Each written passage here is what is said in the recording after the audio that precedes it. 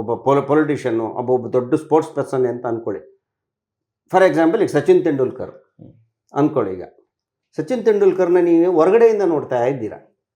ಹೊರಗಡೆಯಿಂದ ನೋಡಿದಾಗ ನಿಮ್ಗೆ ಏನು ಅನಿಸುತ್ತೆ?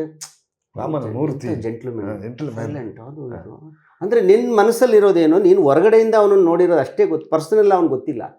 ಬಟ್ ಅವ್ನು ಪರ್ಸನಲ್ಲಾಗಿ ಅವ್ರ ಜೊತೆ ಮಿಂಗಲ್ ಆಗಿರೋರು ಅವ್ರನ್ನ ಕೇಳಿ ನೋಡು. ಆ ಸಚಿನ್ ತೆಂಡೂಲ್ಕರ್ಗೆ ಬೇರೆ ಏನೇನು ಸ್ಕಿಲ್ ಇದೆ ಹೇಳ್ತಾರೆ ಅವರು. ಬೇರೆ ಇರುತ್ತೆ ಅವ್ರಿಗೆ. ಈಸ್ ಆಲ್ಸೋ ಅವನಿಗೂ ಜೋಕ್ಸ್ ಮಾಡೋದು ಇಷ್ಟ, ಡ್ಯಾನ್ಸ್ ಮಾಡೋದು ಇಷ್ಟ, ಎಲ್ಲ ಇರುತ್ತೆ. ನಮ್ಮ ಥರನೇ ಅವನು ಮನುಷ್ಯ ಅಲ್ವಾ ಗುರುವೆ. ಅವನ ಪೊಸಿಷನ್ ಬಂದು ಅವನಿಗಿನ್ನ ಹಂಗೆ ನೋಡಂಗೆ ಮಾಡ್ತಾ ಇದೆ ನಾವು. ಯಾಕೆಂದರೆ ನಾವು ಹೊರಗಡೆಯಿಂದ ನೋಡ್ತಾ ಇದ್ದೀವಿ. ಇಂಟರ್ನಲ್ಲಿ ಎಲ್ಲ ಮನುಷ್ಯನ ಒಳಗಡೆನೂ ಅದಿರುತ್ತೆ.